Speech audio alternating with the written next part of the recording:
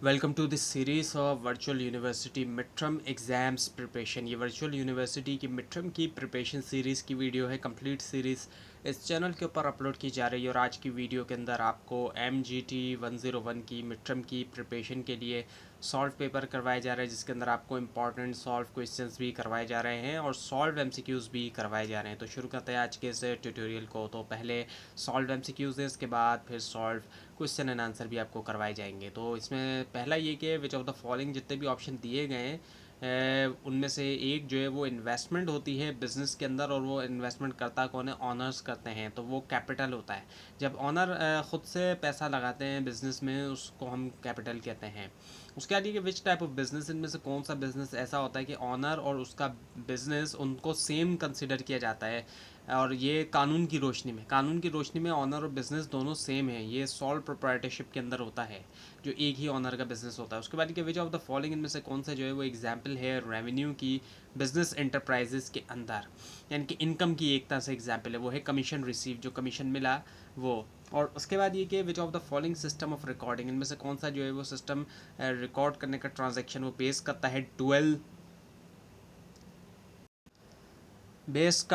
Dual aspect concept के ऊपर accounting की। वो है डबल एंट्री सिस्टम, यानी कि हर जो एंट्री होती है उसके दो एस्पेक्ट्स होंगे। और उसके बाद ये कि इनमें से कौन सी जो है वो बुक होती है ओरिजिनल एंट्री की, जिसके अंदर तमाम वाउचर्स जो है वो रिकॉर्ड किए जाते हैं पहले। ये जनरल जर्नल के अंदर होता है। उसके बाद ये कि लाइबिलिटीज़ जो होती है मेंबर की ऑफ द डैश डैश की, वो लिमिटेड होती है उस अमाउंट तक। कैपिटल जो इंट्रोड्यूस किया मेंबर्स ने वो होती है कंपनी के अंदर, ऐसा होता है। कंपनी के जो मेंबर्स होते हैं, यानी कि जो ऑनर्स होते हैं। उसके बाद ये कि फिक्स एसेट जो है वो इनमें से और भी क्या कहलाए जाते हैं? वो डेप्रिशिएबल एसेट्स कहलाए जाते हैं, क्योंकि उनके ऊपर डेप्रिसिएशन चार्ज की जाती है।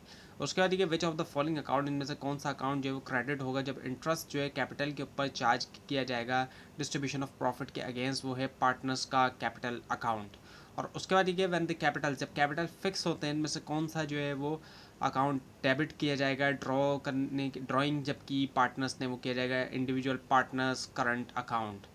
और उसके बाद ये कि इनमें से कौन सा जो है वो कैश इनफ्लो नहीं है? वो है परचेज ऑफ फिक्स एसेट। जब फिक्स एसेट को परचेज करेंगे तो कैश इनफ्लो के बजाय कैश जो है वो हाथ से ही जाएगा, जारी बात है।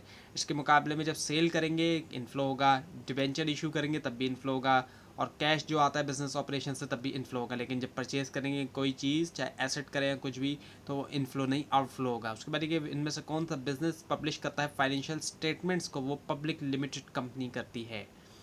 और उसके बाद ये कि हेडिंग के अंदर फाइनेंशियल स्टेटमेंट के डैश जो है वो रिक्वायर्ड नहीं होता। वो ये कि name of the person who prepares financial statement, एक ऐसा शख्स जो जाहिर बात है फाइनेंशियल स्टेटमेंट प्रिपेयर करे, उसका नाम रिक्वायर्ड नहीं होता हेडिंग में। उसके बाद ये कि इनमें से कौन सा जो है बिजनेस वो मेंटेन कर सकता है सिक्रेसी तमाम बिजनेस के मैटर्स में? वो सॉल्व प्रोप्राइटरशिप में होता है। जब सिंगल ऑनर का बिजनेस होता है तो तमाम सीक्रेट जो है वो ऑनर अपने पास रख सकता है। उसके बाद देखिए इनमें से कौन सा जो है वो प्रोसेस होता है ट्रांसफ़र करने के लिए जर्नल एंट्री इन्फॉर्मेशन लेजर के अंदर? वो पोस्टिंग कहलाया जाता है। यानी कि जब जर्नल एंट्री रिकॉर्ड होती है जनरल जर्नल में, उसके बाद जब लेजर बनाया जाता है, जिसको जनरल लेजर भी कहा जाता है, तो क्या होता है कि उसमें जब इन्फॉर्मेशन हम लिखते हैं जनरल जर्नल से जनरल लेजर के अंदर, तो वो जो है पोस्टिंग, उसको हम कहते हैं कि हम पोस्टिंग कर रहे हैं। उसके बाद ये इंश्योरेंस जो कि पे किया गया एडवांस के अंदर, उसको ट्रीट किया जाएगा किसके तौर पर? करंट एसेट के तौर पर।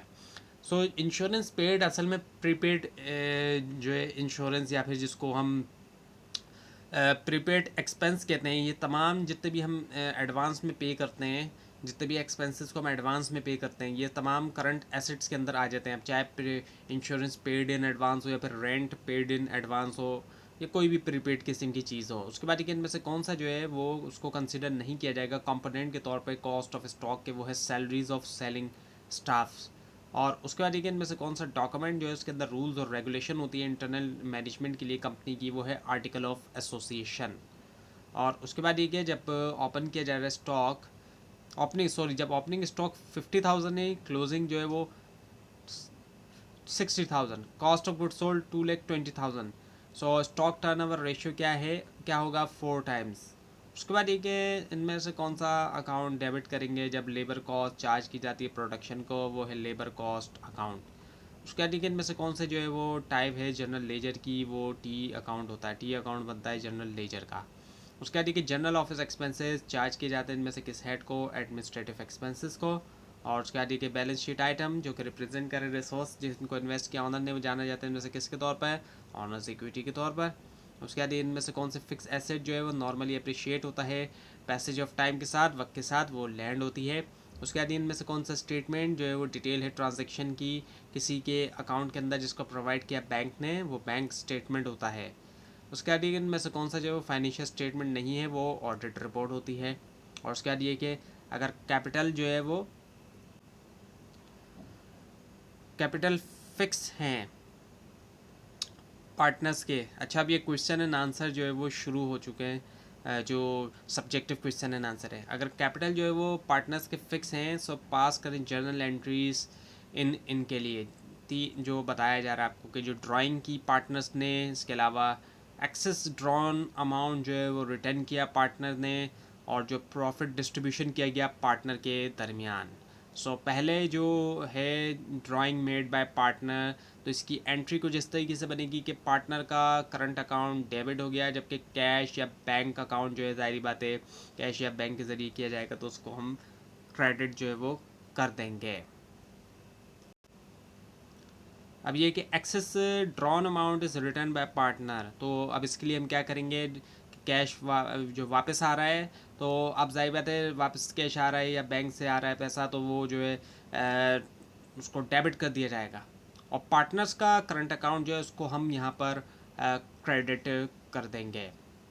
अब इसका देख सकते हैं आप ऊपर वाली एंट्री की ये उलट है, क्योंकि यहाँ पर हो क्या रहा है कि वापस आ रहा है ना, जो अमाउंट है एक्सेस वो वापस आ रहा है इस वजह से। और फिर आखिरी ये कि प्रॉफिट डिस्ट्रीब्यूशन हुआ पार्टनर्स के दरमियान, तो प्रॉफिट एंड लॉस अकाउंट को हम डेबिट करेंगे और जो पार्टनर्स के करंट अकाउंट होंगे उनको हम क्रेडिट कर देंगे। अब ये कि ABC कंपनी ने परचेज़ किया गुड्स जो है 1,50,000 का क्रेडिट के ऊपर, फ्रॉम विच गुड्स ऑफ, जिनमें से 20,000 के गुड्स जो है वो डिफेक्टेड थे और इसी वजह से उनको रिटर्न किया गया। कंपनी ने रिसीव किया 2% का डिस्काउंट भी जब पेमेंट की सप्लायर को। एंट्री रिक्वायर्ड है वो ये कि what will be the amount of discount. अब डिस्काउंट का जो अमाउंट है वो क्या है कंपनी ने जो रिसीव किया, इसके अलावा जनरल एंट्रीज़ भी बनानी हैं। ये जो है रिक्वायरमेंट है। तो यहाँ पर जो एंट्रीज़ बनाई जाएंगी वो कुछ इस तरीके से बनाई जा रही है कि परचेज़ किया गया 1,50,000 का, ज़ाहिर बात है आप देख सकते हैं यहाँ पर 1,50,000 का परचेज़ किया गया, इस वजह से 1,50,000 को परचेजेस करके डेबिट किया जा रहा है। और क्रेडिटर्स जो कि ज़ाहिर बात है परचेज़ किया गया क्रेडिट के ऊपर, इसी वजह से क्रेडिटर्स को क्रेडिट किया जा रहा है 1,50,000 से। Goods are being purchase. और 20,000 का जो डिफेक्टेड निकला है, तो क्रेडिटर्स को हम यहाँ पर डेबिट कर देंगे 20,000 से, और परचेजेस को हम यहाँ क्रेडिट कर देंगे 20,000 से। क्यों? क्योंकि उसकी रिवर्स एंट्री आप देख सकते हैं बनाई जा रही है, लेकिन अमाउंट जो है ज़ाहिर बात है 20,000 का यूज़ किया जा रहा है, क्योंकि 20,000 का ही उस 20,000 का अमाउंट ही एक तरह से हम रिवर्स कर रहे हैं, क्योंकि वो वापस जा रहा है इस वजह से, गुड्स रिटर्न किए जा रहे हैं इस वजह से। और अब यहाँ पर हम डिस्काउंट को भी वो कर रहे हैं, 2% डिस्काउंट है, तो अब यहाँ पर हमने डिस्काउंट को भी रिकॉर्ड किया है। क्रेडिटर को हम करेंगे 1,30,000 से डेबिट। अब टोटल अमाउंट उसको जो पे किया जा रहा है क्रेडिटर को रिटर्न करने के बाद 1,30,000 पे किया गया है, इसी वजह से इसको हम डेबिट करेंगे। डिस्काउंट हमें जो कि 2% मिला है वो 2,600 का मिला है, और बाकी जो अमाउंट हम कैश या बैंक से पे करेंगे वो 1,27,400 होगा। ये अमाउंट देखा जाए तो पे करना है, इतने का डिस्काउंट मिला है, और टोटल जो हमने ख़रीदा है सामान वो इतने का एक तरह से हम कह सकते हैं ख़रीदा गया है, और 2% डिस्काउंट जो है वो मिला है इस पर।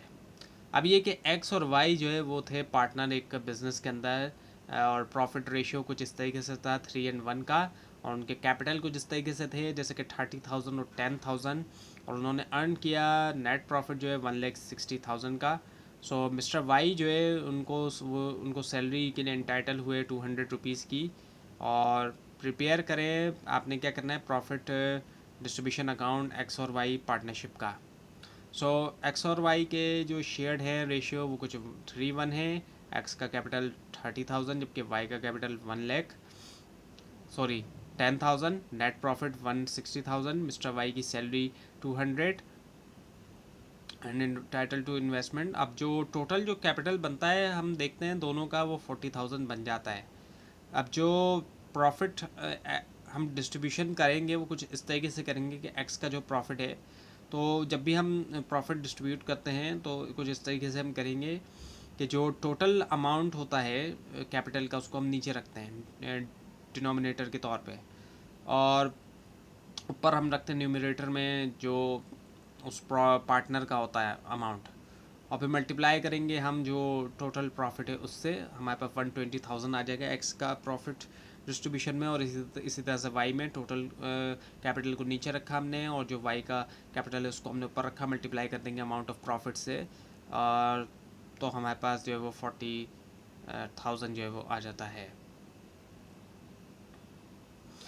उसके बाद ये कि मिस्टर हसान जो है वो एक पार्टनर है पार्टनरशिप फर्म के अंदर। इनका जो कैपिटल है जुलाई 1 2001 को वो था 4 लाख, और इन्होंने फर्दर इन्वेस्ट किया कैपिटल जो है 1,50,000 का मार्च 1 2002 में। मार्कअप रेट जो है वो 6% पर एनुअल है, एनम है एक्चुअली, और फाइनेंशियल ईयर जो है उस बिज़नेस का वो कुछ इस तरीके से है कि 1 जुलाई से लेकर 30 जून तक है। अब आपको रिक्वायर कि कैलकुलेट करें इनका जो मार्कअप है कैपिटल के ऊपर एट द एंड ऑफ 30 जून 2002 के अंदर। सो कैपिटल जो इन्वेस्ट किया गया 2001 के अंदर वो था 4 लाख। मार्कअप जो है रेट जो है 4 लाख के ऊपर 6% के हिसाब से 24,000, और जो फर्दर कैपिटल इंट्रोड्यूस किया गया या इन्वेस्ट किया गया 1,50,000 जो है ऑन मार्च 1 2002, और मार्कअप रेट 6% के हिसाब से बन जाएगा 3,000। सो जो टोटल मार्कअप रेट बनता है हमारे पास 24,000 और 3,000 को मिला के वो बन जाएगा 27,000 का। उसके बाद ये कि व्हाट इज़ डबल एंट्री। अब डबल एंट्री क्या है, डबल एंट्री के बारे में पीछे भी आ चुका है। अब डबल एंट्री की हम बात करें तो हर एक ट्रांजैक्शन से क्या होता है कि इंक्रीज़ या डिक्रीज़ होता है दो अकाउंटिंग हेड्स के अंदर। डबल एंट्री में यही होता है, दो अकाउंटिंग हेड्स में, इसी वजह से इसको डबल एंट्री कहा जाता है। डुअल एस्पेक्ट्स होते हैं।